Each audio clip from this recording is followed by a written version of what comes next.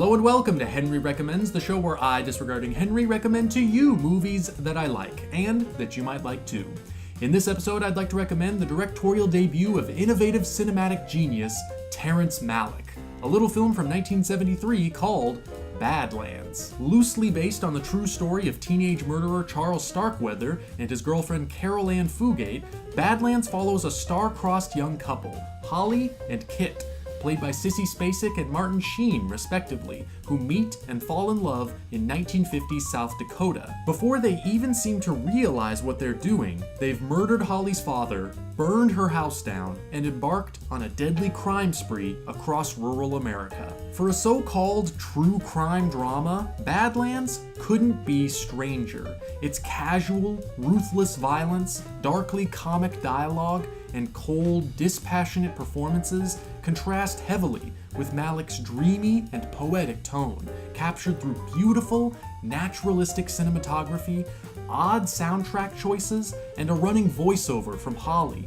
that conveys an ethereal feeling of memory and romance. It could only be called conventional in relation to Malick's later work, which has long moved away from recognizable narrative into ever more daring and radical territory. Malick came to movies relatively late in life. After graduating from Harvard College with a bachelor's degree in philosophy and working briefly as a teacher and a journalist, he abruptly moved to Los Angeles in the late 60s and started finding work as a screenwriter by the early 70s, contributing uncredited drafts to movies like Dirty Harry and Jack Nicholson's directorial debut Drive, he said, as well as credited work on films like Pocket Money, The Gravy Train, and Deadhead Miles, the last of which was apparently such a frustrating experience for him that he decided from then on to start directing his own screenplays. The result was Badlands, made for only $300,000 or $400,000, a portion of which was put up personally by the director himself. Malick was forced to fight tooth and nail to bring his vision to life.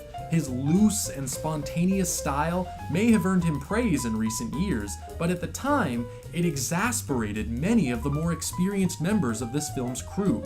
The original cinematographer, Brian Probin, apparently quit and was replaced by Tak Fujimoto, who also quit and was replaced by Stephen Larner. The desperate lack of money made for an extremely chaotic shoot, with a catastrophe occurring during preparation for the scene where Holly's house is burned down.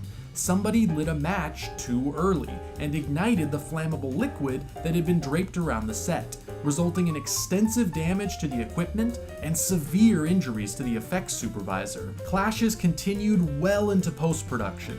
Malick had to demand time for extensive second unit work to capture his distinctive images of nature and wildlife, then fired his original editor, Robert Estrin, to recut the film himself with his friend Billy Weber, though Estrin remains the only one credited. Upon completion, the film wound up being purchased for distribution by Warner Brothers, an impressive achievement for an independent film at this time, but the release suffered its own disasters. The studio apparently placed the film on a double bill preview alongside Mel Brooks's Blazing Saddles, where it received a scathing audience response.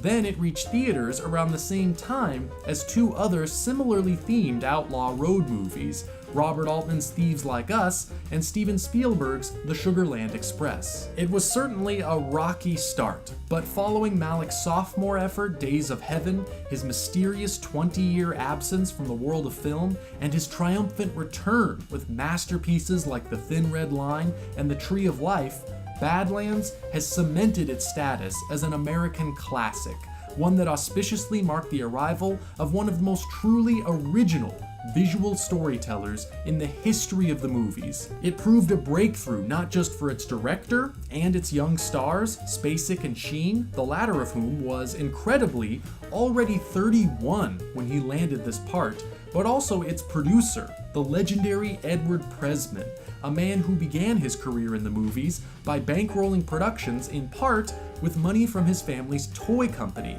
the Pressman Toy Corporation. In addition to Badlands and Brian De Palma's Sisters, released that same year, Pressman would go on to produce many future classics, such as Das Boot, Wall Street, Bad Lieutenant, The Crow, and American Psycho. Badlands is available on Blu-ray, courtesy of the Criterion Collection, spine number 651. And for me, it's a must-own, as assured a debut as you will ever see, from an artist that has arguably given birth to a new cinematic language, which he has continued developing and refining over the course of an extraordinary career.